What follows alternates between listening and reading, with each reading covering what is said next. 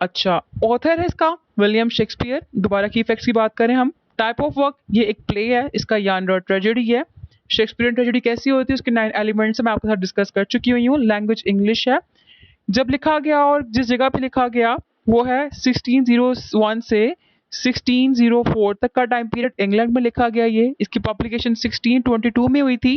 Publisher इसके Thomas वॉकले थे।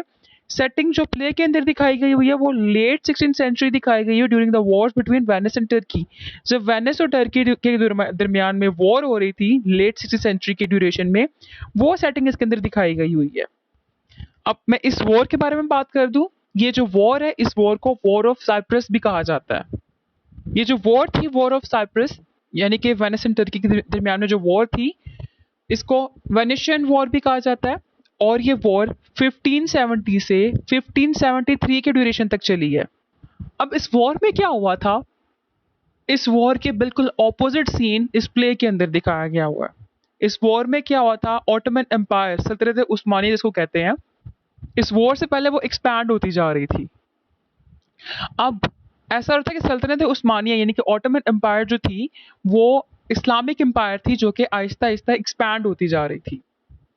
अब फिर 1570 की बात है। 1570 में टर्क्स ने, जो तुर्की के लोग थे, उन्होंने एक फुल स्केल इन्वेजन जो थी उस मतलब ना एक फुल प्रॉपर वे में अटैक किया था साइप्रस के ऊपर। और साइप्रस पे अटैक करने के बाद ऐसा हुआ कि जो ऑटोमन एम्पायर थी, जो ये तुर्की के लोग थे, वो जीत गए थे और उसको अपने अंडर ले आए थे। ठीक है। अब ये साइप्रस क्या था, ये वेनेशियन जो थे ना, वेनेशियंस का एक सबसे इंपॉर्टेंट प्लेस रहा है, सबसे अहम प्लेस रहा है, जिस प्लेस को ऑटोमन एम्पायर ने विन कर लिया था। लेकिन ऑन द अदर हैंड हम शेक्सपियर की बात करें तो शेक्सपियर के नज़दीक जो हिस्ट्री है वो इतनी इंपॉर्टेंस नहीं रखती। ये जो ट्रॉमा था शेक्सपियर के माइंड के अंदर था और शेक्सपियर ने इस इवेंट को चेंज करके अपनी राइटिंग में लिखा और दिखाया उसने ऐसे कि जो तुर्किश थे उनकी शिप्स जो थी वो डूब गई थी। अब शेक्सपियर ने ऐसा क्यों किया? नंबर 1, उसने एक वॉर का सीन तो क्रिएट किया। नंबर 2, जो बीइंग था उसने दिखाया यहाँ पे, क्योंकि राइटिंग्स कुछ भी कर सकती हैं।